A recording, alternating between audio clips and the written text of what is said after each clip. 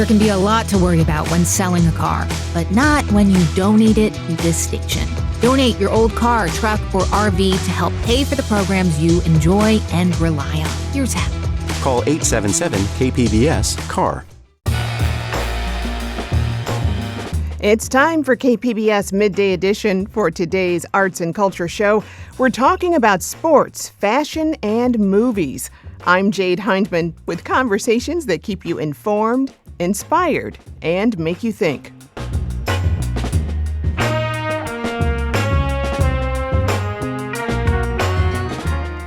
Olympic bobsledder Kaillie Humphries joins us. Then the student-run SDSU fashion magazine, The Look, is in our spotlight after covering New York Fashion Week. They'll join us to talk about the experience. Plus, our Midday Movies critics join us to talk about all things John Woo. That's ahead on Midday Edition.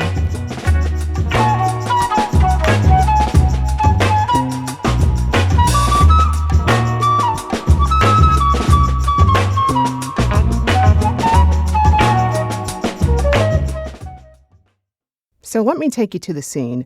Speeding down an ice track, Kaillie Humphries is flying at 80 miles per hour. She's racing Germany in the two-woman bobsled. Kaillie Humphries is ahead of Laura Nolte by 0.03 of a second. This is a really encouraging start. She was better out of corner 9, and she's been nailing that all week in training. Okay, a little late in the 14. That means she hits more G-force at once. Her training runs had her an average finish of just over 4, so she was in the top 5. She's going straight to the top here. Kaillie Humphries, track record, 0.05 of a second to the good.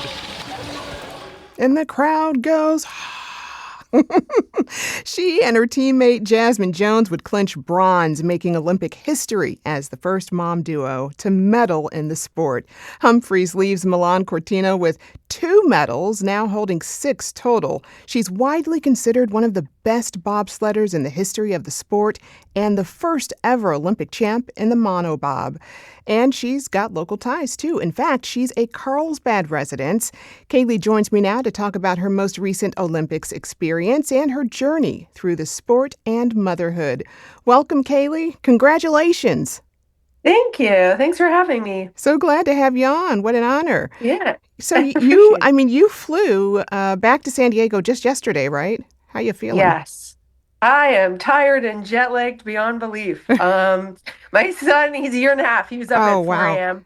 wide awake. So that's going to be a battle we're going to fight all week. But I don't have athlete life to do anymore. So we're okay. Yeah. No more training and everything else. I just get to enjoy the sunshine. It's like, you really wouldn't have it any other way, No. And it was such a great ending to be able to end at the Olympics with 2 bronze. This now makes me the most successful and decorated bobsledder on the women's side in history. So it feels really great. And I did everything I could to be the best version of myself. And I know my teammate Jasmine did as well. And for us to be able to earn bronze, not only in the monobob, but in the 2 men, it really is historic. And it's a very, very cool feeling. Wow. Well, I want to hear all about your son during this interview, too. But first, I guess I want to know what it's like to take to the track. I mean, it looks exhilarating, but what does it actually feel like physically? How do you keep your control while still sprinting? So the sled itself weighs about 330 pounds. So they're fairly heavy. We train a lot to lift as heavy as possible, but also sprint just like the Olympic sprinters to be as fast as possible.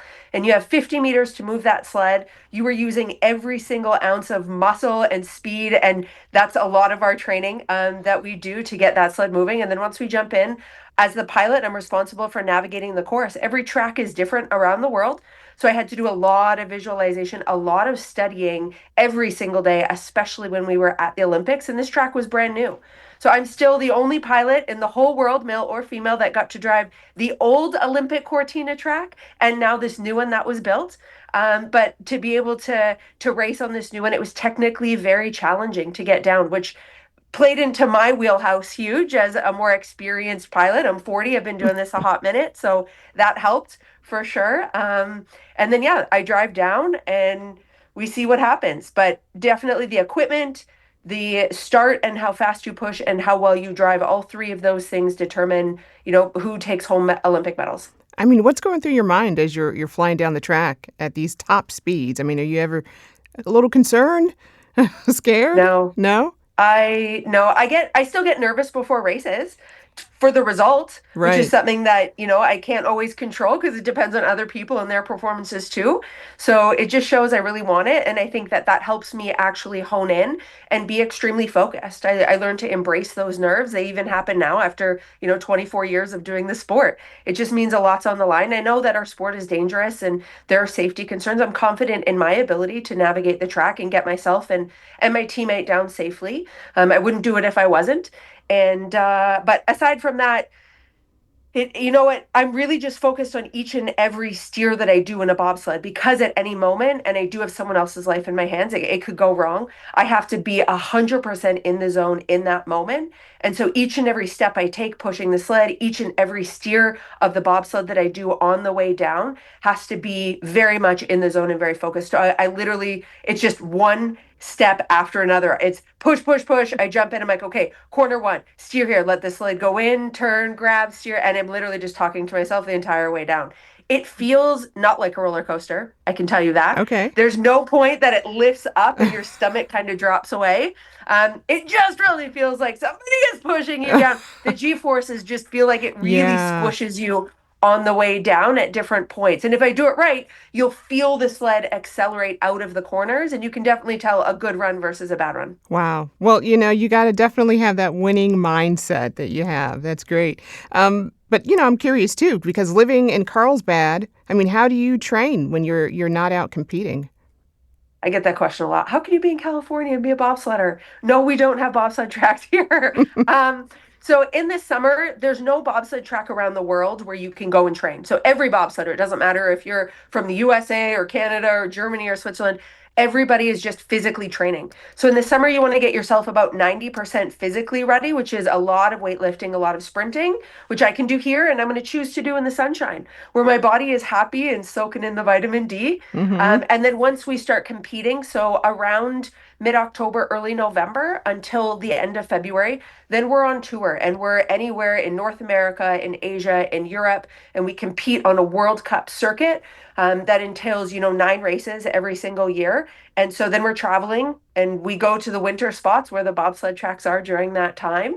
And then it's about honing in the driving skill and the actual sport. So then it's at that point, I'm just trying to top up my physical performance, but I'm trying to gain, 90% bobsled knowledge in that 4 months of competing. Wow. Well, I want to talk about your journey with motherhood, too, because you returned to competition 5 months shortly after giving birth to your son, Alden. Yes. What has it been like returning to sport postpartum? It's been rough. I won't lie. I underestimated it huge. I thought, man, I'm good. I've been an athlete my whole life. I know how to get the best out of my body. I know it's going to be a journey. I definitely underestimated to the extent. I mean, I still have, pelvic floor issues and I'm at 20 months now. And so, I had to return back 5 months postpartum, which was earlier than I wanted. But due to when my son was born through IVF and just the competition schedule, I couldn't afford to take any more time off or I would be giving up my opportunity to go to the Olympics. So competitions and qualifications started last year, which was 5 months after he was born, and I had to begin. I gained about 60 pounds in pregnancy. So in 5 months, I had to lose about 60 pounds, which was a task. And then it's been 20 months of just trying to get bigger, faster, stronger, and, athletically working on just pelvic floor, huge, has been the hardest part. And then the laxity within my joints and the stiffness, especially while breastfeeding, everything's a lot more relaxed and loose, and you have that relaxin in there. And as a bobsled athlete, I'm competing against girls that are 20, 25, who have none of that and are at the peak of their athleticism. I'm 40 and, just back postpartum. So I had a big uphill battle. And I think that's what makes these bronze medals feel gold to me. Yeah. I went in just wanting to be the best version of myself and to know that that's still competitive, that that's still the best in the world. It feels really great. And I knew that I had an uphill battle and, we're still working on it and still fighting it athletically, but I wouldn't change it for the world. My son is the most amazing gift. And if I walked away with no medals, I would be happy just to be a mom. Wow, that is great. And I know you, as you mentioned, you went through IVF and you've spoken about it publicly. Can you talk more about that experience and how you navigated it, both physically and mentally? Yeah, so I've got stage 4 endometriosis, which caused me to battle infertility. So my husband and I tried for years, unsuccessful. And it was actually removing an ovarian cyst in preparation for the 2022 Olympics, where I found out I had endometriosis. I didn't even know I had it. It was something that was undiagnosed for majority of my entire life. And so it was good that it gave a diagnosis to the infertility, but a long road ahead. So it was 2.5 years of the IVF process with egg retrievals. We went through 3 failed transfers, and finally on the 4th embryo transfer, my son was successfully in process. And so, it was hard. I was competing, taking Lupron depot shots, being on hormone injections, trying to still qualify and live out my athlete life and mom dream goals at the same time. But it's the challenge that I accepted that I wanted. And I wanted to make sure that I told people about it because it's not something I'm ashamed of. And, I think infertility affects 1 in 8 families in the US. And it's definitely something that, is not something to be ashamed of. And, sometimes we all need help. And I did in this category, and it's made me a mom. So, Right. It's an yeah. experience shared by so many people. And for you, I would imagine there was a pressure maybe to put parenthood on hold because of your career. Is that something you felt? Oh, definitely. 100%. Throughout majority of my athlete career, I started bobsled at 18. Hmm. And majority of my career, I was told, your body will never be the same. You can never get back to being the best in the world once you have a baby. I was told as a kid, you can't be a mom, you can't bring your kid and still be high performance. It's going to be a distraction. I was told everything under the sun on once you choose family, your sport is done. And I wanted to go out there and showcase that, I was going to try at least to prove that that wasn't true. And that's been a huge motivation, especially over this last 20 months for me. You see Allison Felix, you see Serena Williams, Hmm. Naomi Osaka, you see these women go out there that can still be dominating in their sport and be able to live out their mom dreams too. And, bobsled is no different. And if anything, it's made me stronger. It's made me more resilient, more confident in who I am as a woman. And I think, mom strength, it's a real thing. It is. And so, yeah, and so I continue to just want to be the best version of myself. And that, entails becoming a mom now. And I'm so grateful that I was fortunate enough to do it. I know a lot of women aren't in that scenario. And like I said, I mean, 2.5 years of a lot of no's and a lot of downs throughout the process. And I had to continue to believe that it was possible. I think the IVF process is actually very similar to an Olympic process. Hmm. You go in with these hopes and goals and dreams of, your ultimate goal, becoming a mom and, winning Olympic gold. And there's no guarantee it's going to happen. And the chances dwindle and dwindle the farther and along you get. And there's ups and there's downs. There's successes and failures throughout the either way. And you have to believe in a process that may or may not happen with, the hope and the dream that it is possible. And so I think my athletic career helped me get through the IVF process and vice versa. I think Hmm. having gone through the IVF process definitely helped me earn, these 2 bronze medals and not give up when things weren't exactly perfect or as I dreamed or imagined. And this Olympics being different. I had my son at the Olympics. I wasn't in the Olympic Village. And so for me, it was a very different Olympic experience. And I had to believe in myself completely different than I have in any other Olympics that I've been in. Wow. It's the hope and faith that you hold on to in those processes. I mean, tell me Definitely. more about your son, Alden. How does he continue to inspire you when it gets tough? Just being able to have him at the end of every race. Sorry. He's just the sweetest little boy. And to have him at the end of every race, good or bad, just he runs up because it will have been like 4 or 5 hours since he sees me, and he's in this like clingy phase, which I love. And so Oh, it's so cool to know, he gets to spend the days with his dad. We traveled, we did this Olympic dream together as a family. So he's spending time with his dad. He gets to see me race. He has no idea what's going on realistically now. It'll be cool for show and tell later. He doesn't know. But at the end of the day, I get to know good, bad, whether I win, lose, make a mistake. I get to come home to this this little boy who just loves me for me, and I get to be mom. And that has given me a completely different perspective on who I am and not what I do. And I think for a long time, especially as athletes and Olympic athletes, you represent your country. And I am so grateful to be representing the United States of America, and so honored, and to be able to, you know, to have all of that pressure and the target sometimes that comes with it, it can feel like if I don't do my best, or if I make a mistake, I'm letting everybody down. And my son is a constant reminder that that's not true. I get to be a mom, and bobsledding is what I do. It's my career. It's what I love and I'm passionate about. And I'm grateful to have the opportunity to do it. But to be able to hold that title of mom is who I am deep down in my heart, and to live that every day and see him and raise this, amazing little boy is just the best thing ever. Yeah. When it happens, you take on a new identity for sure. 100%. Yeah. And the stories you will have to tell. He'll have some cool pictures for sure. Well, what's next for you?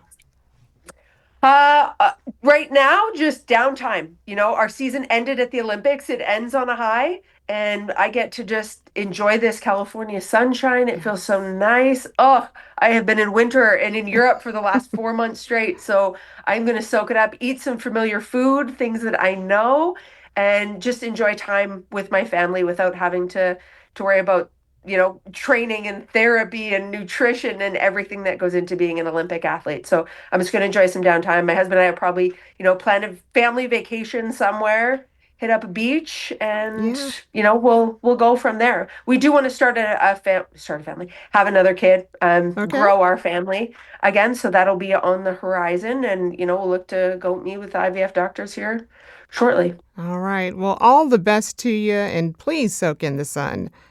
Thank you. I will do. I've been speaking with Kaillie Humphries, Olympic bobsledder and 6-time medalist, mom, and history maker.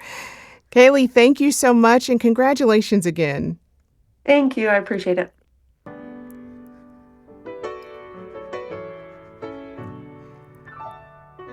Still to come, the student-run SDSU fashion magazine, The Look, is in our spotlight after covering New York Fashion Week. They'll join us to talk about their experience. KPBS Midday Edition returns after the break.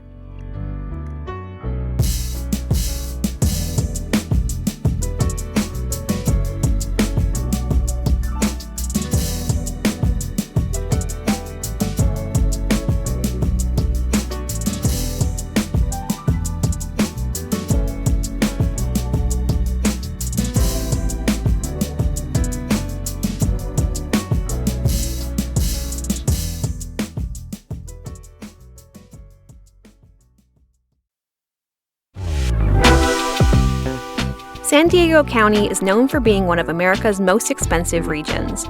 Locals are feeling the squeeze and looking for solutions. KPBS's new series, Price of San Diego, delves into the rising cost of groceries, childcare, car insurance, and even our beloved California burrito. You won't want to miss this ongoing series live now at kpbs.org/Price of San Diego. Welcome back. You're listening to KPBS Midday Edition. I'm Jade Hindman.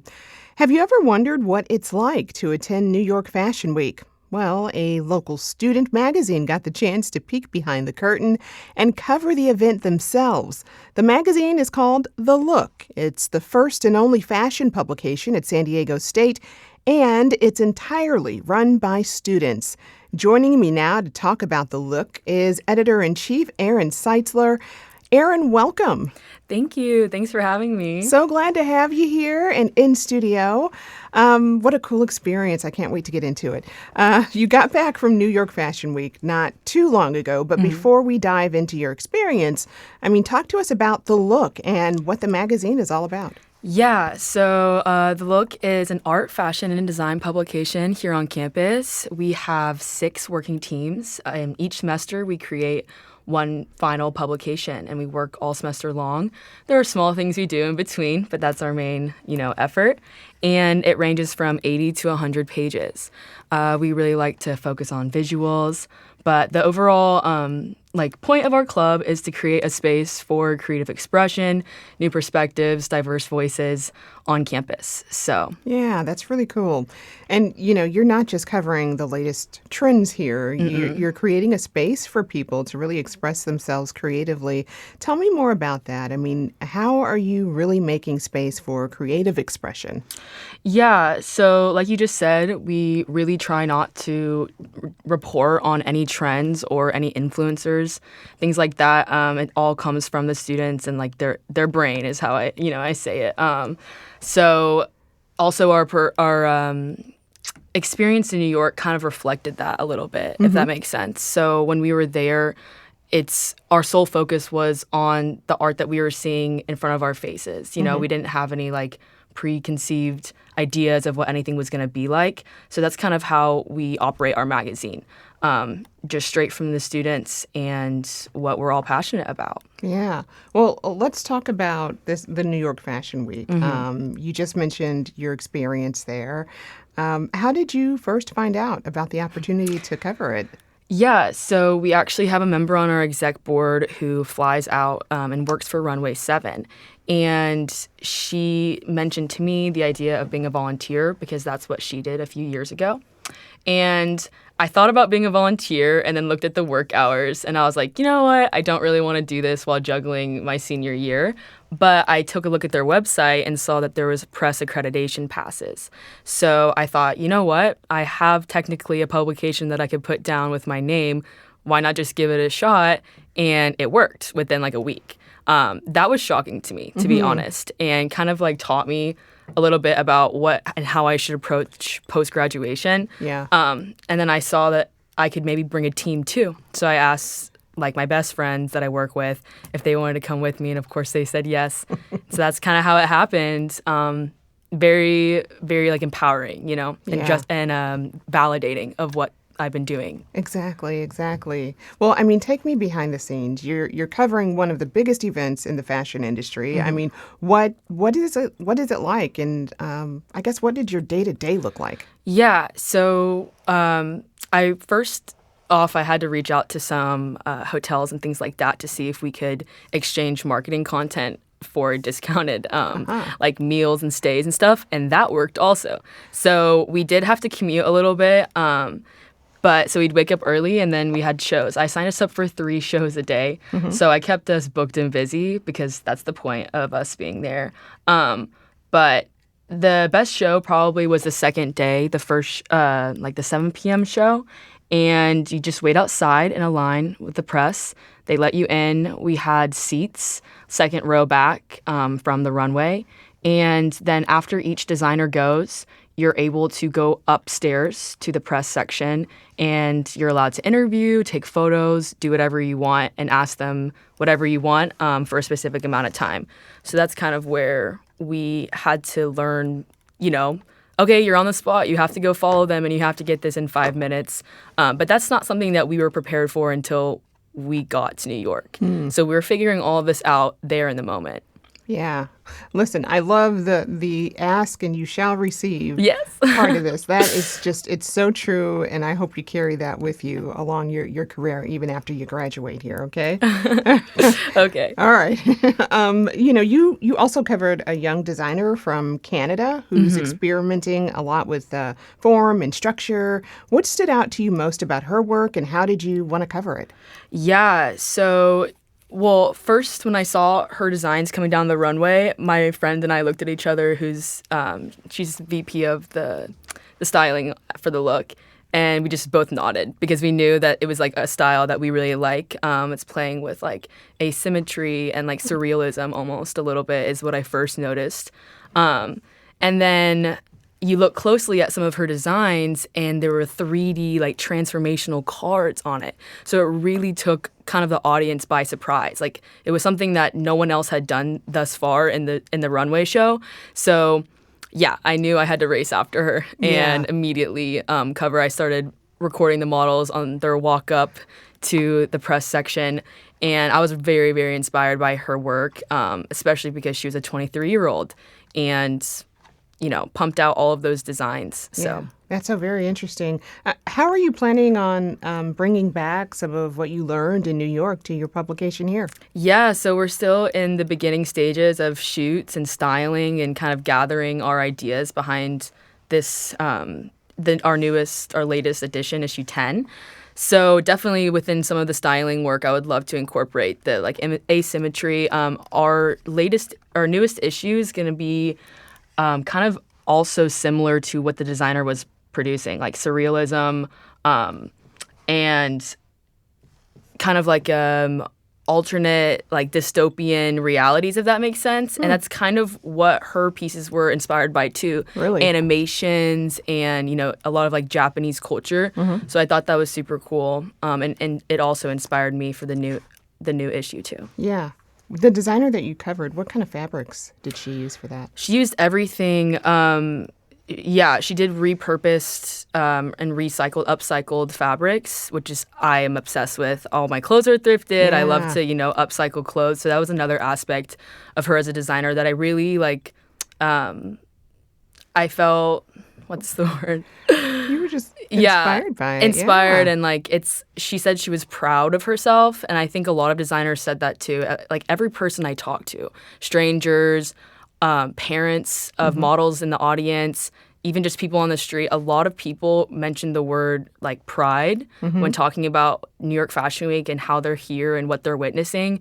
And I thought that was super cool because I'm proud of myself too and of our club.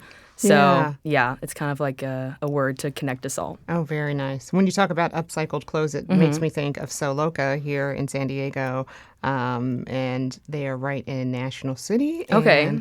Yeah, there's a whole day dedicated to upcycling clothes now. And Yes. So it's very cool. Yeah. Listen, ultimately, what are your hopes for the look and its place, not just on campus, but really in the creative industry at large?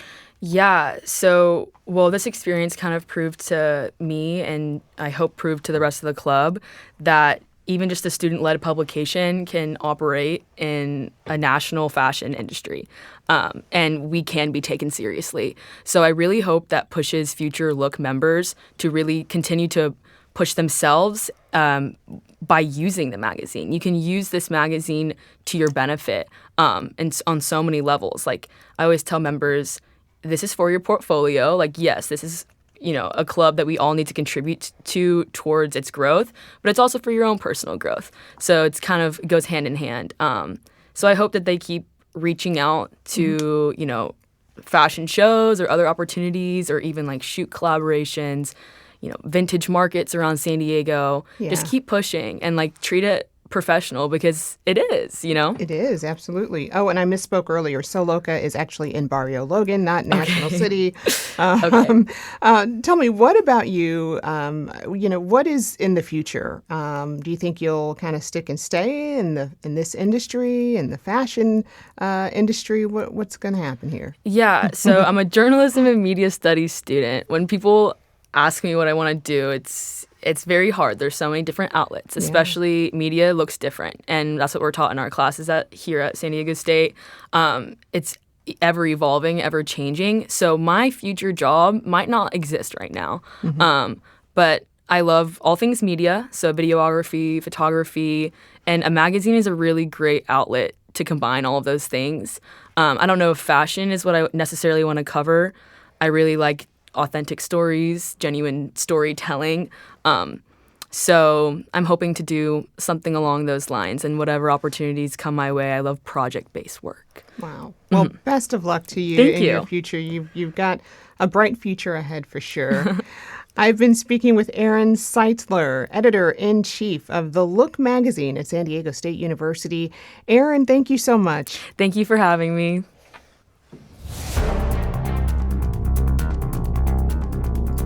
Up next, our Midday Movies critics join us to talk all about John Woo.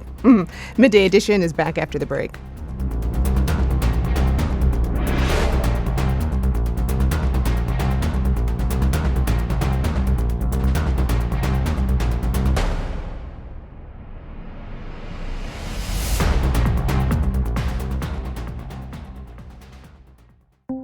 Powerful people can abuse their position, and the community expects them to be held accountable. That's where the KPBS investigations team comes in. If you have a tip for us, send an email to investigations@kpbs.org or message on the Signal app at 619-594-8177. Welcome back to Midday Edition. I'm Jade Hindman. Action cinema would not be the same without Hong Kong director John Woo. He helped launch the Hong Kong new wave of the 1980s with his film A Better Tomorrow. He later secured an international reputation with The Killer and Hard Boiled. All three of these films have been given a new 4K restoration by Shout Studios, which is not only releasing on Blu-ray for home entertainment shelves, but also putting them back in theaters on the big screen. And that right there really excites our Midday Movies critics who are here to sing the praises of John Woo. So joining us once again, our KPBS cinema junkie Beth Accomando and Moviewallas podcaster Yazdi Pithavala.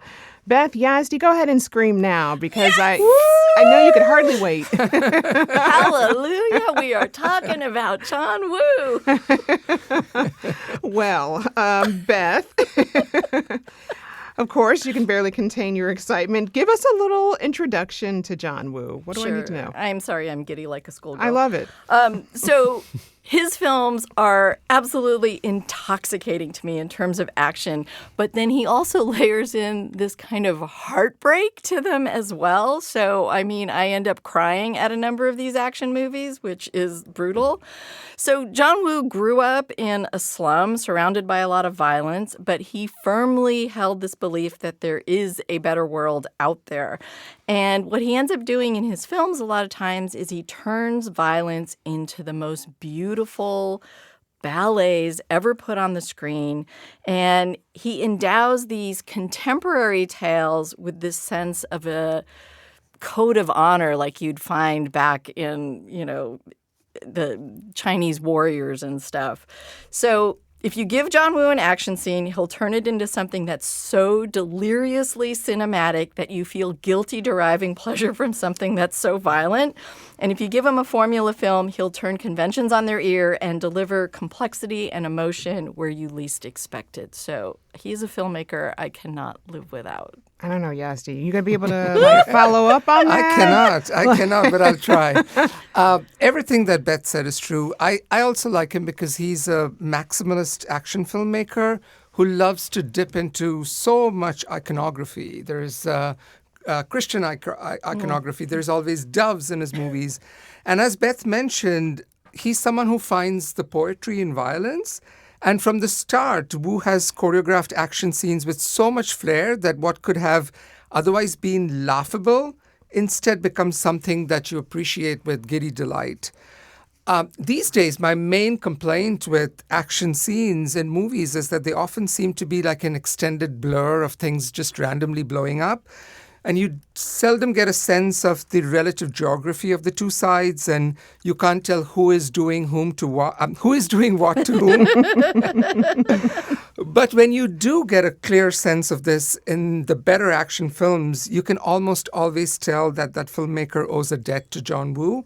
And everyone from Quentin Tarantino to Robert Rodriguez have mentioned his influence in the films they have made. Well, there is an opportunity for people to take that in and be just as excited as you all are about this, because this Sunday and Monday, the Angelica Film Center in Carmel Mountain will be screening Woo's A Better Tomorrow. So what can you tell us about this film? Sure. So John Woo started making a lot of period kung fu films in the 70s, but it was 1986 with A Better Tomorrow that he really defined himself and got himself on the cinematic map.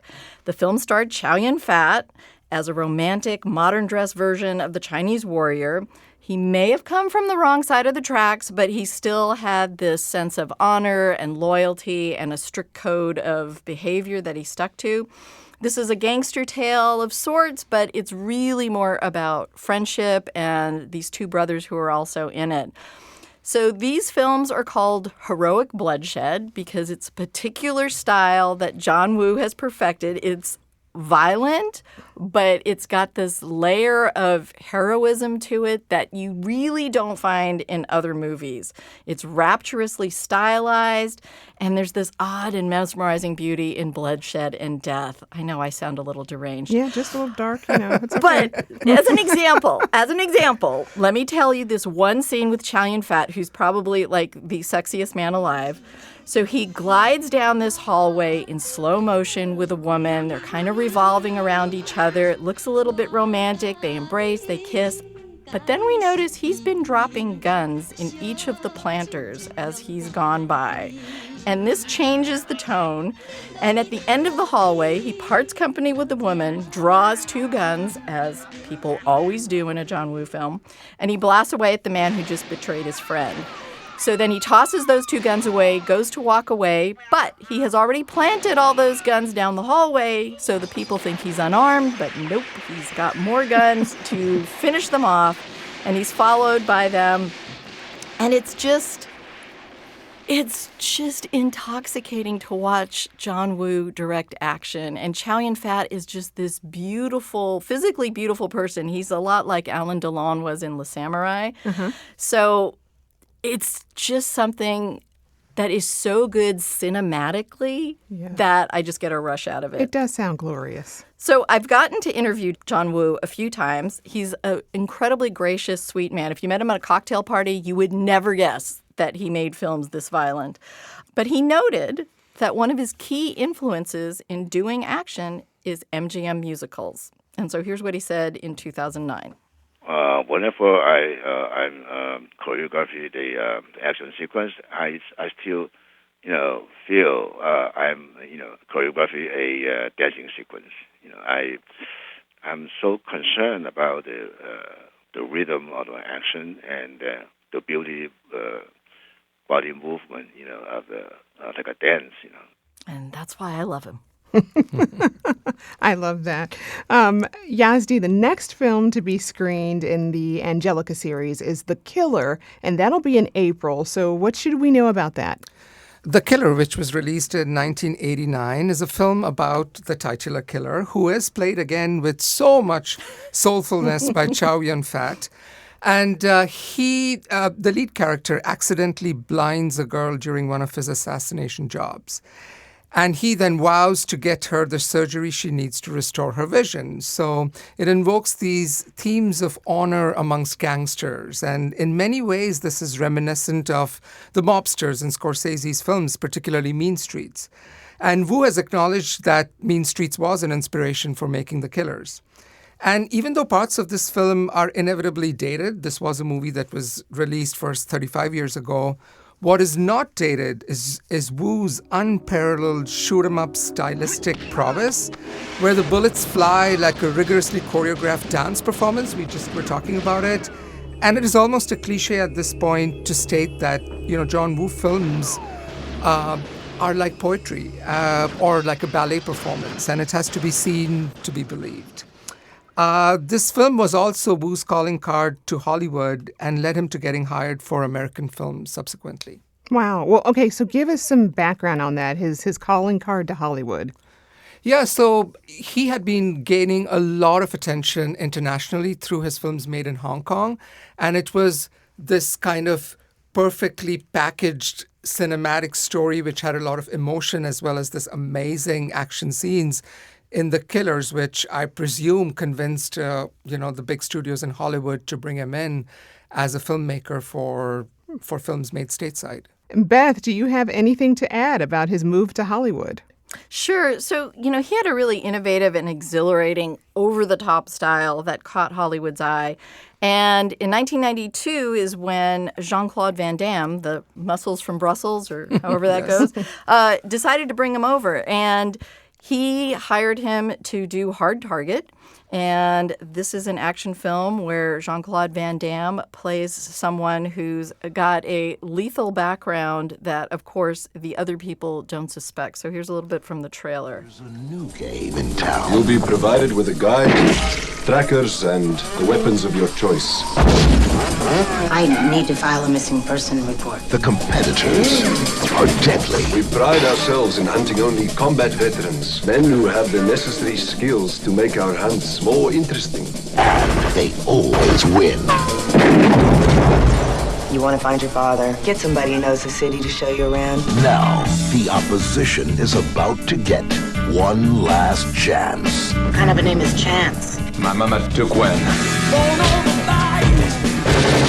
My friend, Mr. Boudreaux, Silver Star, Marine Force Recon. So I have to give credit to Jean-Claude Van Damme because he brought over a number of these Hong Kong directors at that time. So it was John Woo, Choi Hock, Ringo Lam, and he gave them their first, Hollywood American films to do. And, another thing in part that was driving Woo to try the waters over here in the United States was in 1997, Hong Kong was going to revert back to China. And so a lot of filmmakers did not know what that was going to mean for the creative landscape in film. Was there going to be more censorship? Was there going to be a push towards more like propagandistic films? So I think he was also kind of looking ahead to say, where could I go to make films if things in Hong Kong drastically change? And so Hard Target was his first film. He also made in 96. He made Broken Arrow with John Travolta, and that proved that his Hong Kong style had a lot of U.S. appeal. And, of course, that partnership with John Travolta led to a lot more. Yeah. Well, and it was only up from there because his next American film was even more successful, Face Off. Yazdi, tell me a little bit about that one. Yes, so Face Off, which was made in 1997 and is currently streaming on Paramount+ as well as on the Criterion Channel, is a great film. It needs to be seen to be believed. And that repeat motif of doves, which was there in The Killer, you see it again here in perhaps Woo's most popular and commercially successful Hollywood film.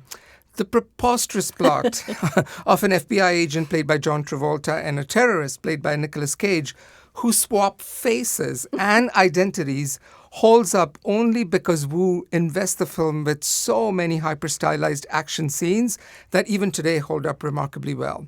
Just to give you an idea, here is a clip from Face Off of the two characters. They have swapped their faces and they're meeting in the prison for the first time. But you were... In a coma? Nothing like having your face cut off to disturb your sleep. Read the newspaper lately?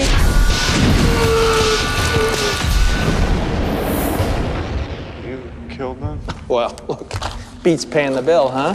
Come on, if a facelift costs $5,000. See anything you like? Yeah, it is all so over the top in this film, right? But, one doesn't go to the opera for subtlety. And this film, with all its, with its outlandish story and juicy action set pieces, always feels very operatic. It's so larger than life. The one other thing about Face Off is that, interestingly, this movie is thought to have inspired Andrew Lau to make the great Hong Kong thriller Infernal Affairs, where instead of the actual faces being transferred, we see the swapping of identities between the two male leads. And Infernal Affairs famously inspired Martin Scorsese to make The Departed, bringing John Woo full circle because it was Scorsese's Mean Streets which had inspired Woo to make The Killers. Man, all of these movies are certainly worth revisiting for sure. Beth, to wrap this up, you've got one more clip from your interview with Woo. Yes. So, I think the thing that's interesting about his films is there is this common thread besides the style and the violence. Like Scorsese, I think he does have this sense of honor and honor on the streets sometimes too. So he tends to, whether his films are modern or period, or he's dealing with virtuous men or criminals, there's always kind of a through line through these characters and the themes. And here's what he had to say about kind of what the constants are in his films. I still remain the same theme, like friendship, love, courage, and romanticism. So I still could keep the same style. And actually, when I was making the gun battle movies, I also had got some inspiration from the martial art movie. Like you could see our heroes, they're usually using two guns, just like using two swords. And also, they also have the same kind of spirit. They're all fighting for justice, and they all they also have the same kind of a couple honor. Wow. Well, this was a great segment, you all. I want to thank our Midday Movies critics for sharing their love for John Woo. A Better Tomorrow screens March 1st and 2nd at the Angelica Film Center in Carmel Mountain, with The Killer screening at the beginning of April. You can also look for these Hong Kong classics at the Shout Studio website. Thanks again to KPBS Cinema Junkie Beth Accomando and Moviewallas podcaster Yazdi Pithavala. Thank you all so much. Thank you for letting me share my addiction. Thank you.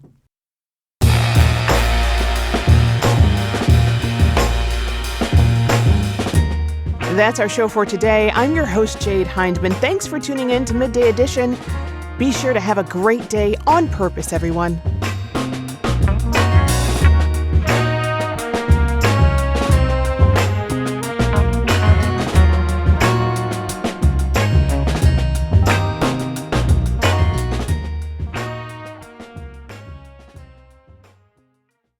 Tune into KPBS podcasts, where San Diego's voices come alive. Don't let the algorithm tell you what you like. Find things that you really enjoy. It's really powerful to see how the voice of the students impacted so much change. Seguimos aquí. We're still here. Listen now at kpbs.org/podcasts or wherever you listen.